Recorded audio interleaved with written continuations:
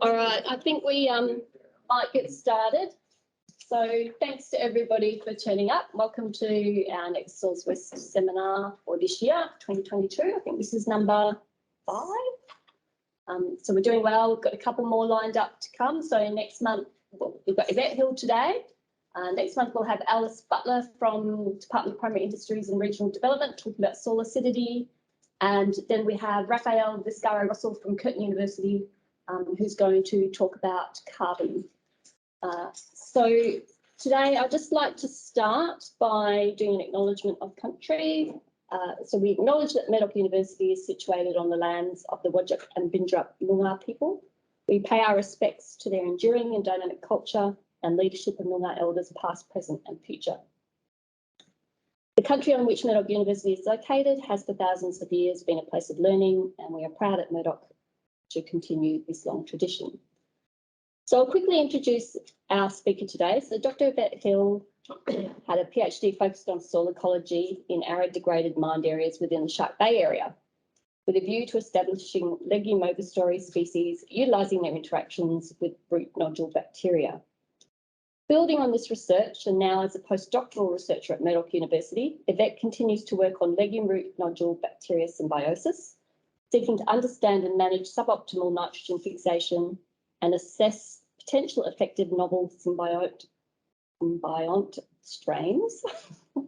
Currently, she's investigating the impacts of symbiotic gene transfer of legume inoculant bacterial strains to indigenous strains in soil across the 5 agro-ecological zones of Western Australia, and how the genetic, environmental and plant symbiont interactions have impact on the evolution of these novel strains. So I'd like you to please welcome Yvette to present the evolution of novel chickpea rhizobia and selection of acid-tolerant inoculants for WA. Okay, thanks Fran for the introduction, and thanks very much to SoilsWest for hosting these talks. Yeah, so I'll just get cracking. If I look strange, I've left my glasses at home, so I may be pulling some strange faces, so I apologise in advance for that. Right, here we go. Okay, so the agricultural significance of legumes, or what does that mean? So legumes themselves, because of the interaction that they have with root nodule bacteria, are a really important break crop in agricultural systems. So these legumes can either be grain legumes, such as chickpea, or they can be fodder legumes such as bicerula and clover and so on. So the nitrogen that's mineralised from the legume residues goes into the soil systems, and that's taken up by the following grain crop. And this is really, really important considering how much urea prices have risen in the last few years, and particularly with the conflict that we're seeing in the Ukraine at the moment. So this is farming in some of these areas is really marginal anyway. So these sorts of break-even things are very important for the farmers in these zones. So looking just at chickpea for the crop production of the 2020-21 season, over 733 tonnes were produced Australia-wide in this season.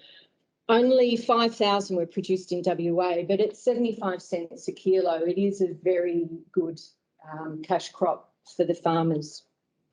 And in WA in particular, the regions that we're looking at growing it, we're projecting to sort of expand chickpea production.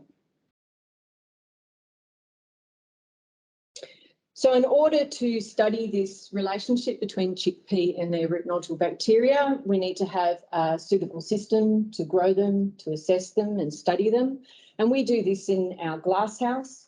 We have a sterile soil system that is free of nutrients, so we can control the nutrient uptake of the plants. We keep it sterile using watering tubes, and we keep the surface free of aerial contamination using beads. And so this process can be used for lots of different experimental setups. We then harvest the chickpea, and from there we can look at the nodules, we can look at morphology, we can also harvest the bacteria from those nodules. So this is the system that we use in the glasshouse, and this complements what we can do in the field. So nodules. So nodules are formed by the root nodule bacteria or rhizobia. And in the schematic on the left-hand side here, you can see that it's broken up into the zones. The nodule is on the right-hand side. That's been transected, and you can see very clearly the zones through that nodule. So in zone 1, we have the meristem. So that's actually the plant tissue of the nodule where it's growing. In zone 2, we have where the cells are becoming occupied by the bacteria and starting to differentiate.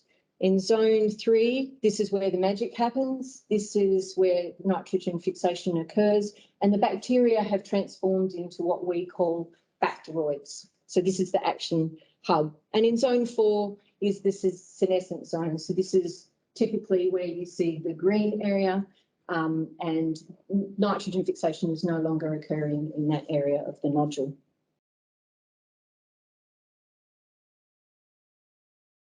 Okay, so in order to get to the nodules, there's a lot of things. There's cascades of lots of communication between the rhizobia and the plant themselves. Plants produce root exudates that are released into the rhizosphere, and among these are flavonoids. And it's a unique flavonoid profiles that's produced for different plants, which influences the rhizosphere around them, not just rhizobia, other bacteria responding to this perfume in the soil, so to speak, of what's in there.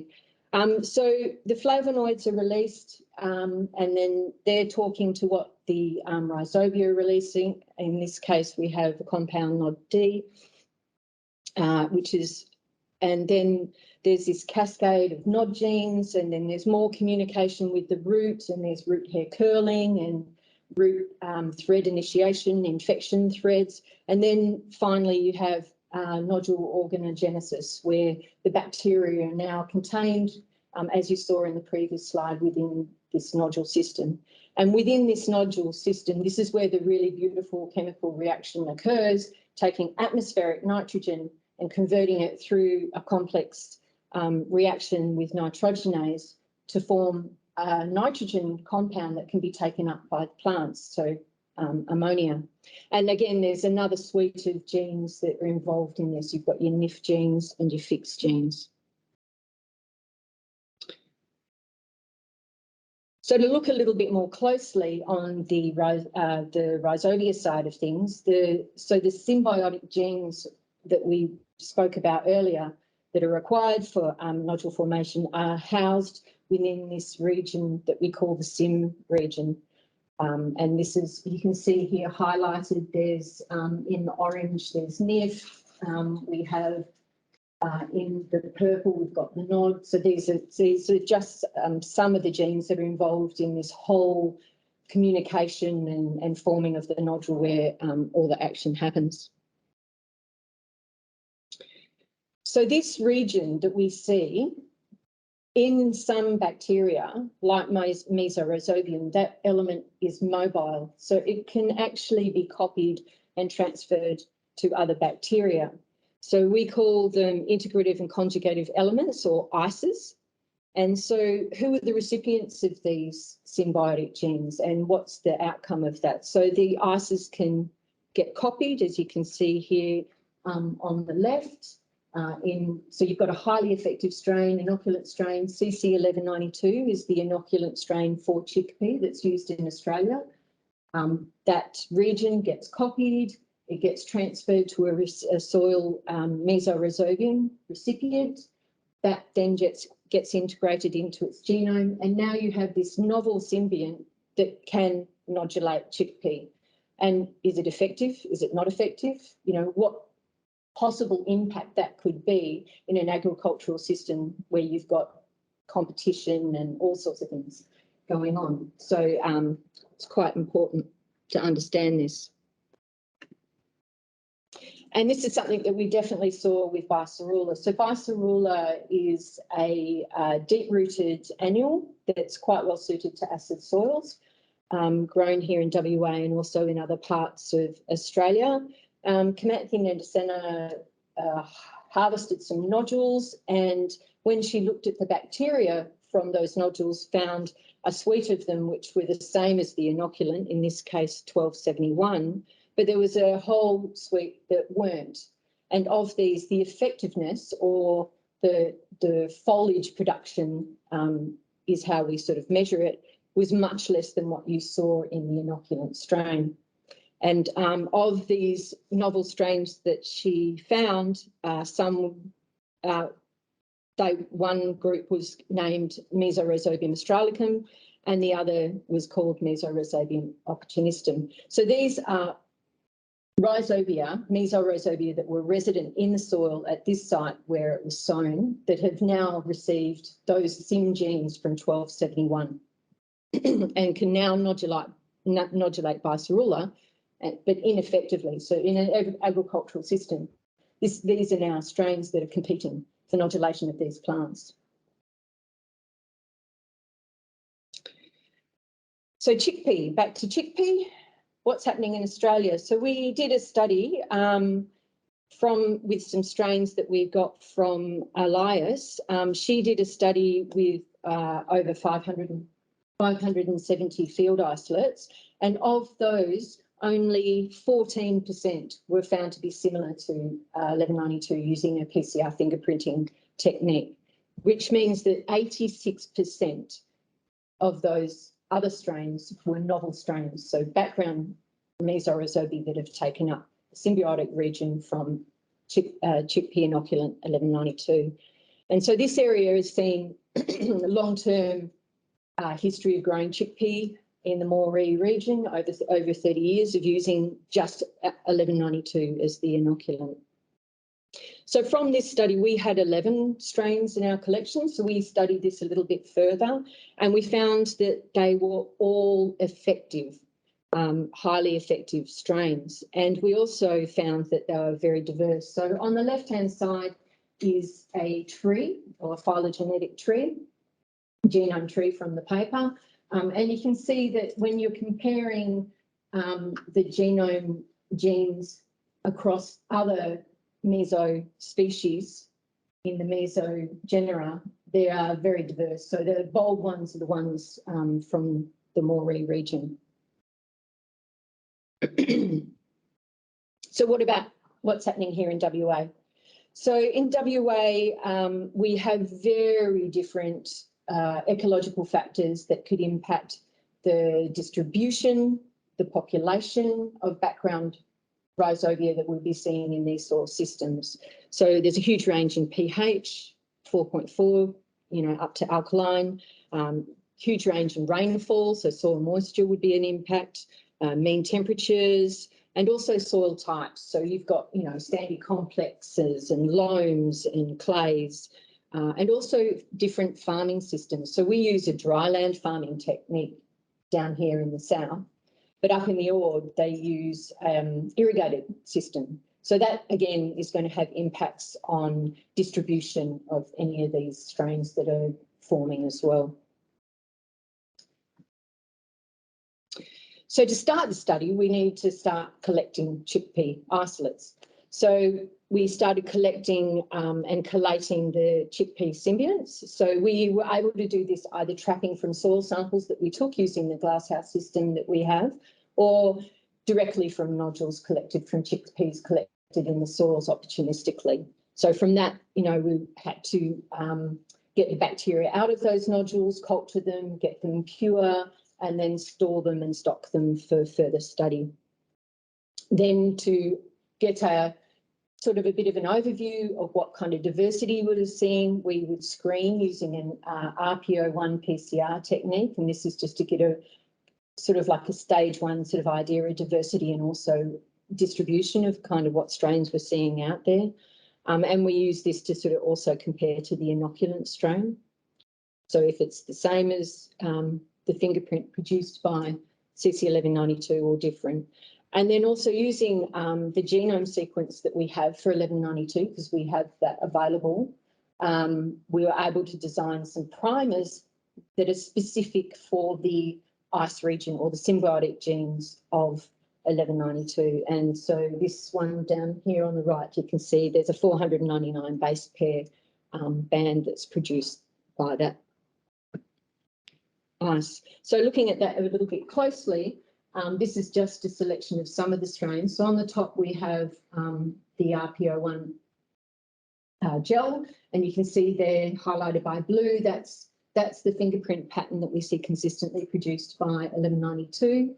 And next to it, you can see that there's some strains that have been re-isolated, so we would identify them as similar or likely to be 1192. And the remaining ones are what we would call novel isolates, because the fingerprint patterns that are being produced by this RPO1 primer are so different to the inoculant strain. And down here at the bottom, we're trying to see if it's got the 1192 ice, and you can see here some of them have, and then you've got some novels that don't have that symbiotic region. So what does that mean when we sort of start looking at sort of the regions a little bit more closely? So of all the isolates that we have collected over the last 2 years, 710 of the isolates carry the 1192 ice region, and of those, 211 have been identified as a novel fingerprint. So looking at the Ord area where we've been growing chickpea up there for over 37 years, you've got over 82% presented as novel strains.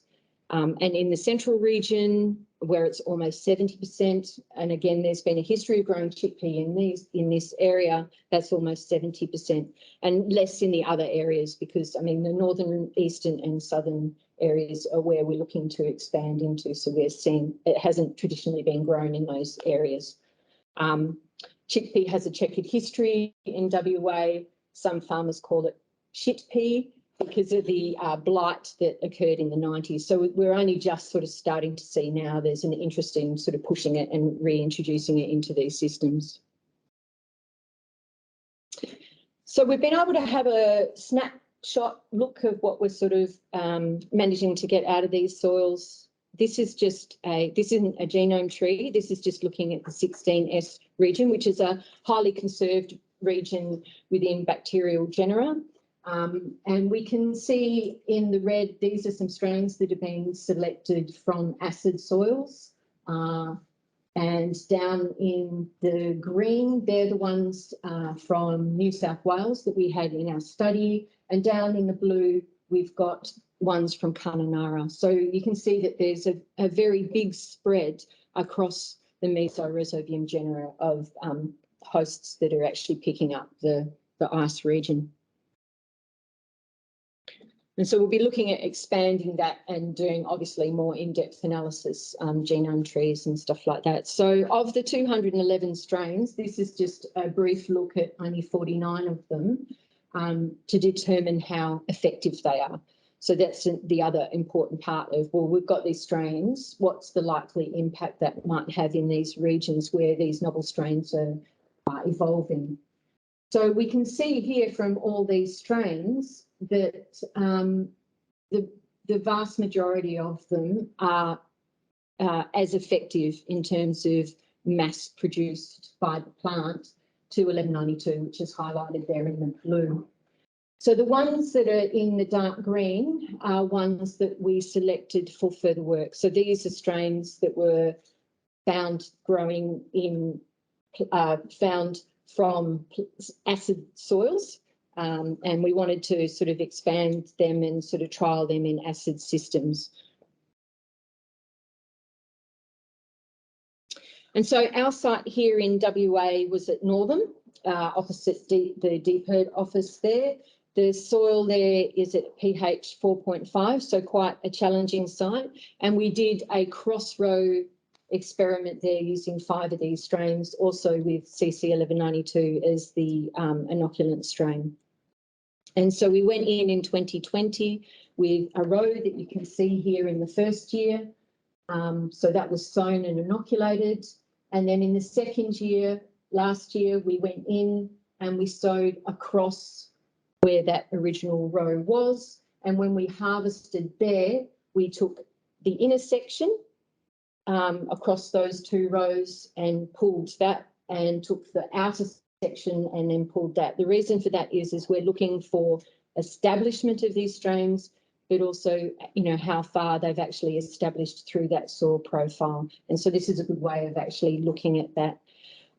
We didn't get a huge obvious result in the first year that we went in, because there was still a lot of residual N in the soils from the previous year, but we did see something when we went in last year. So if we just look at the plant biomass, 4 of the strains on the graph on the left there, 4 of the strains were as good as 1192 in terms of production, and this was at bulk seed was when we harvested those.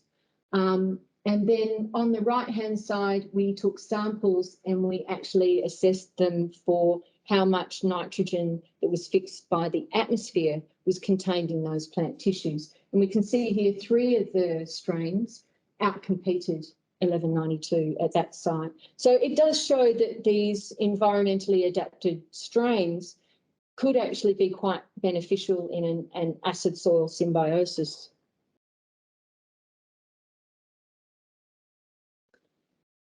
So taking this a little bit further, we wanted to sort of do a little bit of a timeline sequence. So we've got a site out at South Burracuppin, and there was no chickpea sown in this prior to 2019. It's a site that has been secured by Bob French out there, and he's done some work on these sites, as well as Emma Howie, a student here at Murdoch in 2019, who was one of Wendy Vance's students, and did some work with wild Sister there. So geographically, these 3 sites are actually not that far apart.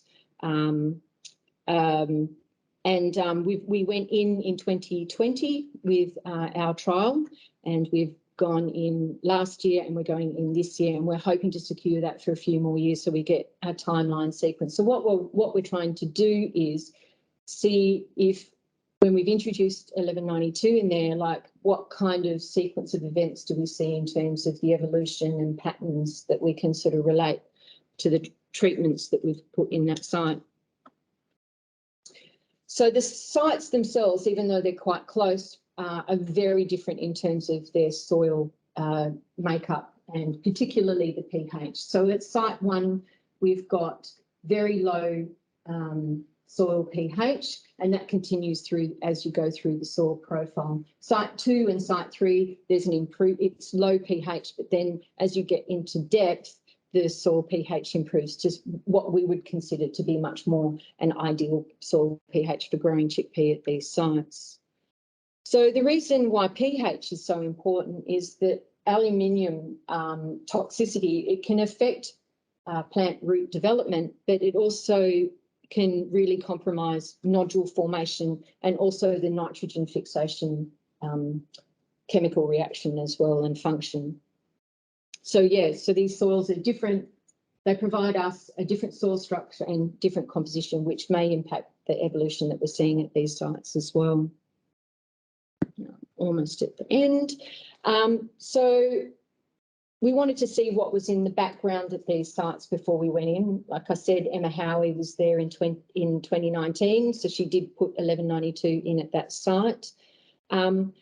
If we look at what the background rhizobia is in temperate soils in Australia, you're looking at somewhere that can be less than 10 cells per gram of soil to 10 to the 6 grams of soil.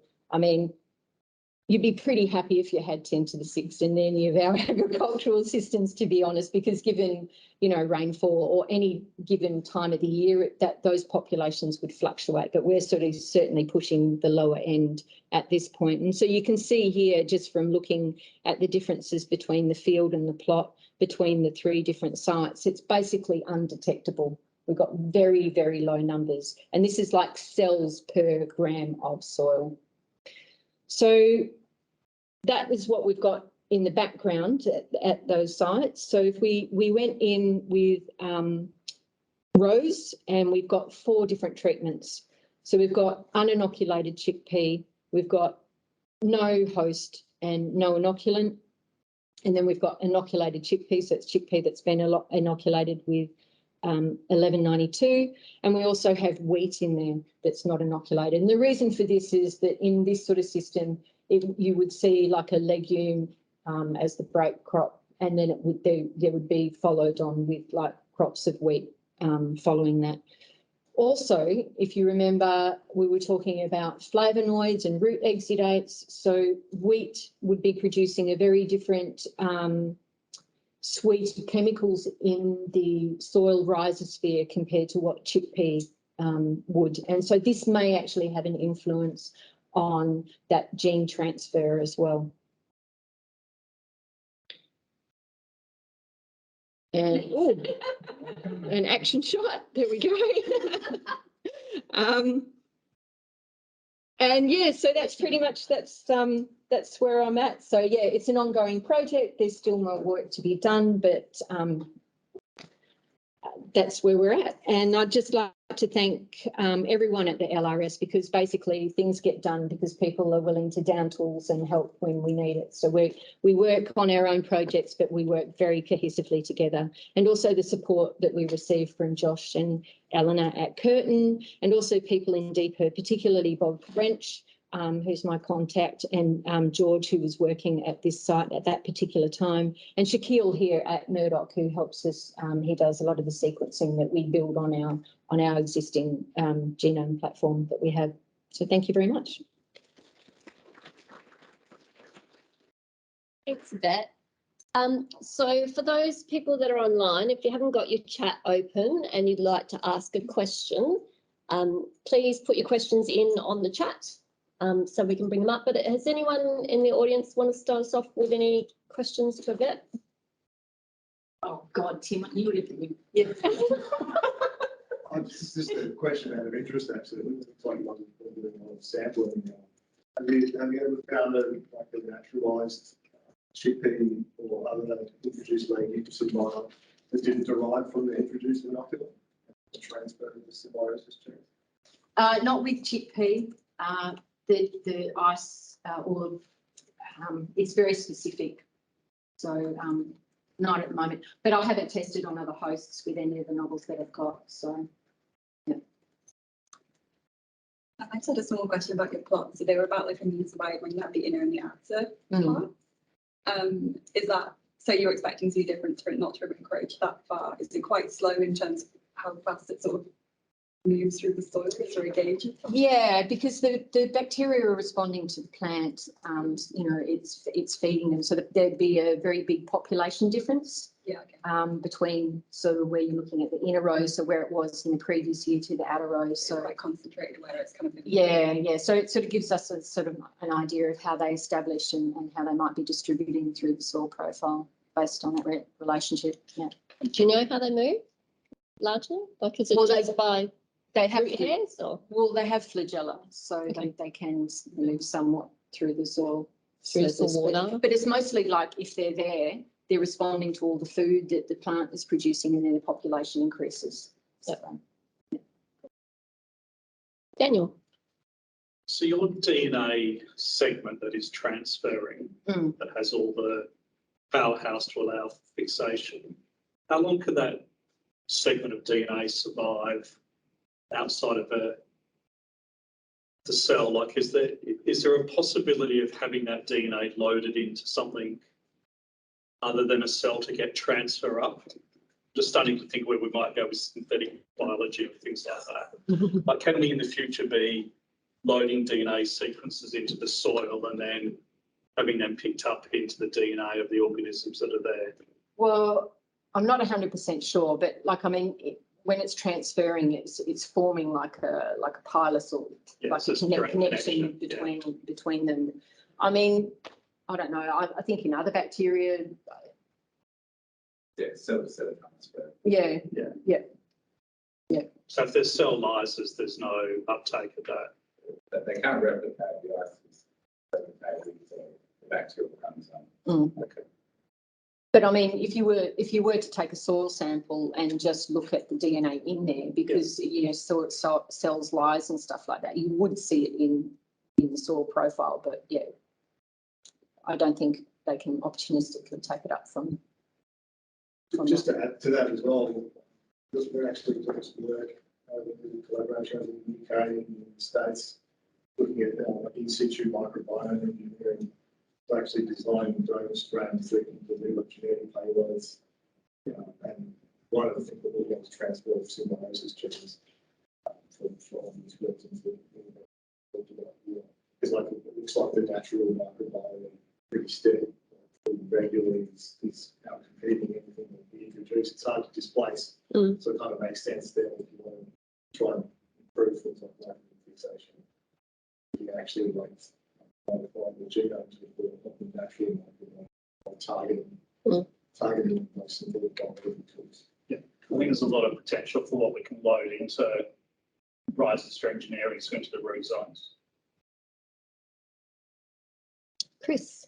Going back to soil a little bit away from the actual cells, what do you think is the main thing about the different soil types that helps with the survival or the long transfer or whatever? Going from a sand to a clay, for example. Yeah, well, I mean, for bacterial survival, it would be things like soil moisture and all those sorts of things. So if you've got like a soil system where it can maintain its population from year to year, you know, it obviously has a better chance of sort of like forming a relationship with the, you know, a new host that's going into that soil system. So I mean, going by my experiences of like these sites when we've sampled in summer, they're so dry, like there's no soil moisture in there at all. And certainly my experience up at Shark Bay, like the numbers were just almost non-existent there as well. But the minute there's moisture, then you see the population climb. So I would say that was probably one of the big things.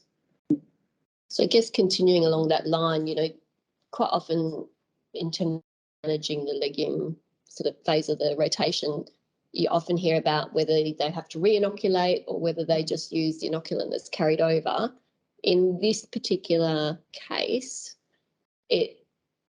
good idea to re-inoculate? Oh, I think it's standard practice. Standard practice. Yeah. So the benefits are still there. They outweigh a carryover. Yeah. Yeah, but I mean, what this work would show would be that if there is a strain that's actually better than CC1192 in those particular systems. So you did show a few that performed really well. Yeah. Is there interest, or have you done the work to show whether they can be produced at a level that was commercially attractive to be the new inoculant? Well, to get to that stage, that would take a lot of work. Okay. It's a really big deal to sort of get a strain to get picked up, particularly because you're dealing with all the inoculant companies and all that sort of stuff as well, and it's got to be financially viable for them. But I mean, a number of these strains have gone in at New South Wales and also in South Australia, and they've had quite a positive response to these strains as well. So it's something that we're going in again this year in New South Wales and South Australia, and here at a different site at Gamelling with some of the strains that we've selected. So it's ongoing work. So you really have to be really rigorous before you get to like a commercialisation stage. And seeing as I'm chair, I'll take them. You'll have to wait. In terms of impact, you know, you mentioned sort of low tonnages for chickpea at the moment, but there's better management of Ascochyta, which is what I presume was the disease that was doing them before. So what's the future outlook, I guess, for chickpea, if you can grow them on acid soils, you know, in a dryland environment where the rhizobium's surviving? Yeah. Oh, well, I think it's positive. Yeah. They're breeding there's chickpea breeders that are breeding new lines all the time that are specifically adapted to acid soils, and then we would have to sort of marry that up with the symbiotic sort of relationship as well. So yeah, I reckon if the growers could see a legume that grow on the eastern wheat belt and be profitable, you'd be on a winner. Daniel. So I asked my gene editing question to every molecular scientist. I'm not a molecular scientist, but like far away. To me, you are. Being a bucket chemist.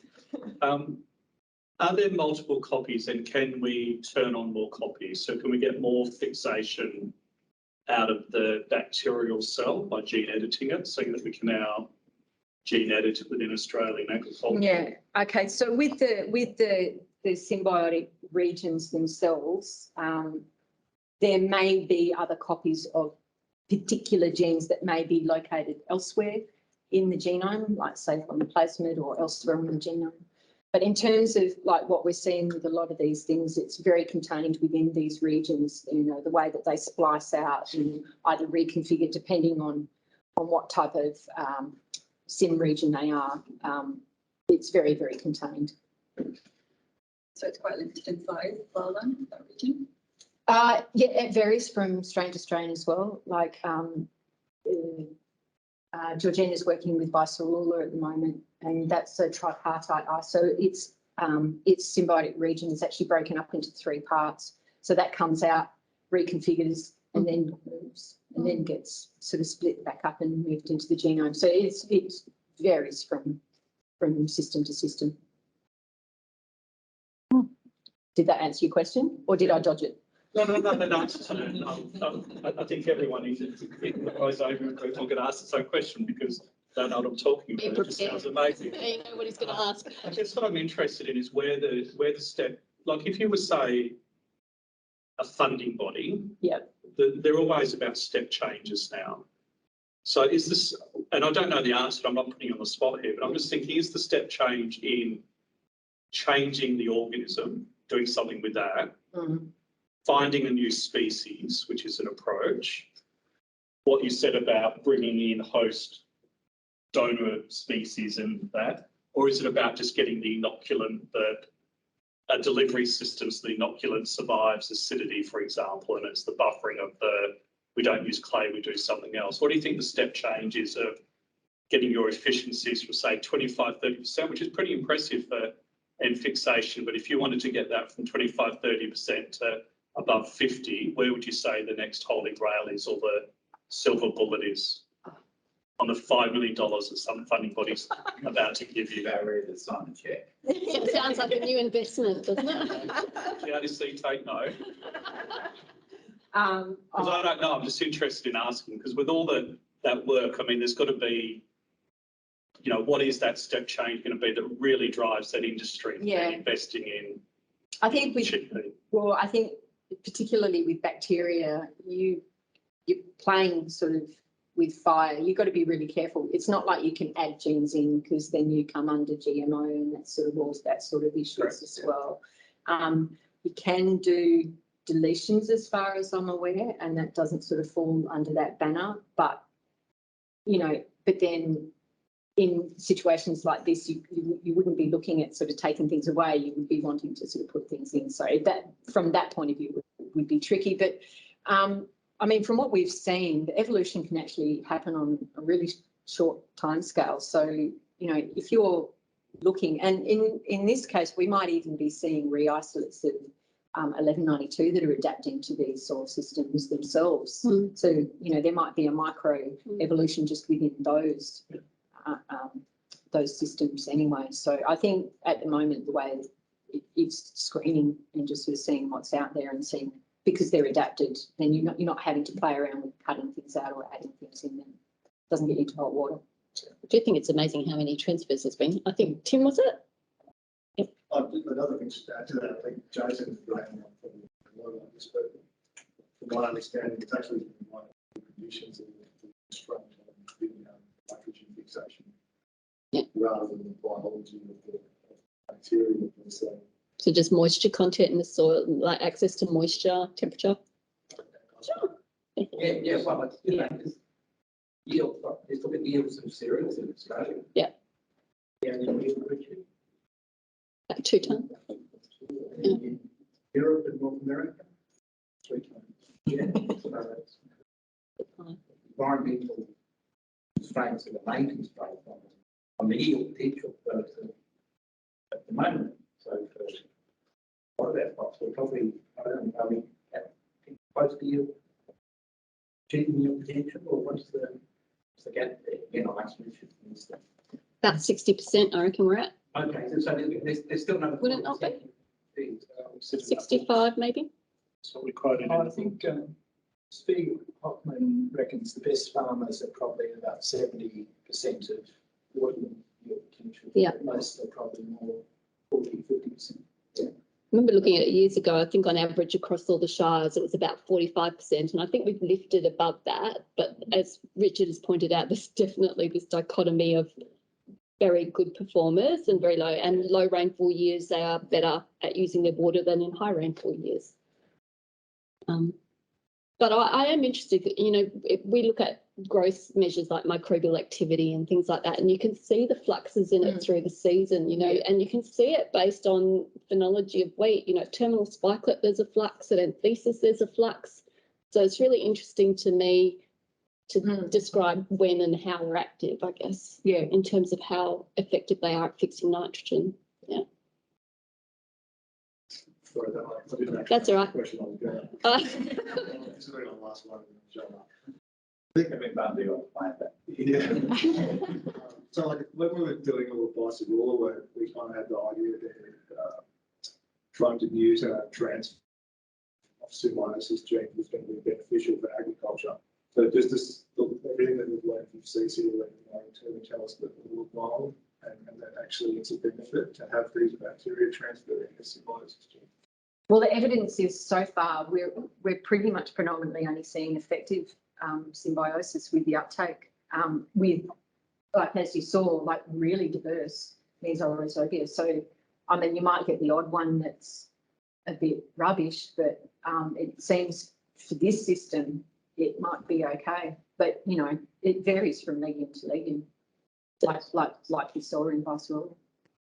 So for me, it's not quite with it. So you're referring to, is it better to have something that doesn't transfer genes, so it doesn't provide competition in situ, versus having something that stabilise, puts it out? Yeah. Right. Yeah.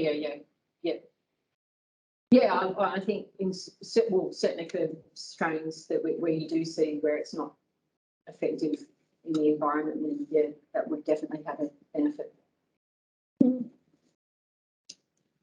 Does anyone other than Daniel have a question? Yes, please. I was just going to ask about your evolution experiments and the sampling that you did, and you said the different sites that have more recently had introduced Chickpea to UA, or mostly it's re-isolating CC 1.2. Yep. And so do you think that is just a matter of like keep inoculating and growing Chickpea over time, you end up with more of the strains being the native license? Is that a function of them being better and more stable in the soil, or just numbers of them in the soil? Yeah, so when we went in, we only inoculated in the first year. So when we went back in, so those numbers were from when it first went in, and it had been inoculated, or the treatments that were not inoculated. So presumably the 1192 was able to disperse through the soil system between the plots in that time period, or pick up what was there before from what Emma had done. But you know, when we went in last year, didn't inoculate, so they're all nils. So all the treatments are just as they were, but without the inoculation. I might have been confused between the different experiments. So you had a map that you were sampling around. Yeah. So there's chickpea uninoculated, chickpea inoculated. There's nil and nil, and then there was wheat with nil. I don't know. I mean, the geographical distribution around Australia. Sorry, I didn't mean that. Oh, right. Experiments. Oh, like the Ord and the 5 different regions. The tracking, sorry. Experiments. That one? Yeah, that's Yeah. it. So, Oh, right. Yeah. you said Okay. something about these Chickpea before, and now so you're isolating mostly the inoculant. Yeah. And at the other sites, you've said you've had it for years and years and years. And Yeah. you're not getting inoculant. Yeah. So yeah. So is it a matter that over time those indigenous measures are better at surviving, or is it these sheer numbers, or is it are they still being inoculated? Yeah, so in these soil systems, so they inoculate every time they sow chickpea. So what it is that exactly that in these areas where it's been grown for very many years, the native rhizobia that have picked up the SIM are very competitive with 1192 and those soil systems. So yeah. Do you know anything about the genetics of those different spots yet? Sequencing? Yes, some of them. So in the 16S tree, the ones that I pointed out that were in the red, some of them were from the sandplain region, some of them were from the northern region, and some from the central region. So Just wondering if there's, do you think that the ones that, well, are you getting much predominantly one type of indigenous Mesorhizobium? No. Or is it just so many mishmash? guys, so many. Yeah. Haven't got to that point where we've started to collate what we've got yet. But yeah, there's very, very many different types out there. Very many. Yeah. Although, having said that, still have a particular side seems to be a dominant or semi-dominant recipient. Yeah. Again, from the ore, but Yeah. most of those 97 dominated by Two strains. Yeah. But what we don't know, element, that's if we have no idea about the rest of the non-symbiotic Mesorhizobium. I'm curious about it against soil we didn't pH. actually- What's the odd soil? It's not your turn. That's alkaline. Yeah, We don't know yet how much was I'm the chair. environment by other factors determine the background population of recipient potentials.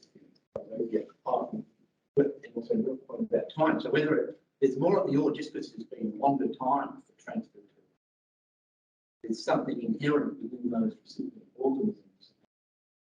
The ore that is known to dominate. Or within the soils. I mean, the ore, if they're more alkaline, Oh, absolutely. and the central, are they more Well, alkaline There's soils? management systems there too, because they grow under irrigation, so a whole lot of water Whole lot of different around, things. so Oh, yeah. more opportunities for bacteria to interact with each other. Yeah. Good chance for a meta-analysis. That's a segue into my question. Daniel. Thanks. I was thinking about the sand plains, and given that these are mobile bacteria, how much does water repellents, hydrophobicity, muck up all of these transfers? I mean, is the flavonoid signaling chemotaxis? Presumably there's some sort of, it's an attractant, you call that perfume, so it's Why? I thought a positive attractant, and the bacteria themselves are moving. So I'm just wondering, I mean, things like nematodes definitely are getting influenced by hydrophobicity. Okay. And chemotaxis in that, I think, is pretty well established now. So I'm just wondering how much of an issue we'll have with transfer being slower in these sand plains just because of hydrophobicity breaking water films with water repellents. Yeah. And whether anyone's looked at that, because that's No, I don't. pretty unique to our environment. Yeah. Well, I don't think that's something that we've thought about, but I mean, in terms of movement, soil moisture is definitely key. So, yeah. Dan, do we have any online questions, or are they all the questions you've been asking? Give you the benefit of the doubt. No, Mark, Mark Seymour apologised for being late and asked if it was being recorded, which I said it will be. Yes, it will be. But for those that are online and for those here, if you just wait for a day, I'll just edit out the front of it because we had on for about 10 minutes before we actually started. So let me cut that out. And I'll place online the seminar that you can have access to, including the Q&A. That's okay. Yeah. Anyone else? Otherwise, I think we're getting. Oh, yes, Tim, lucky last.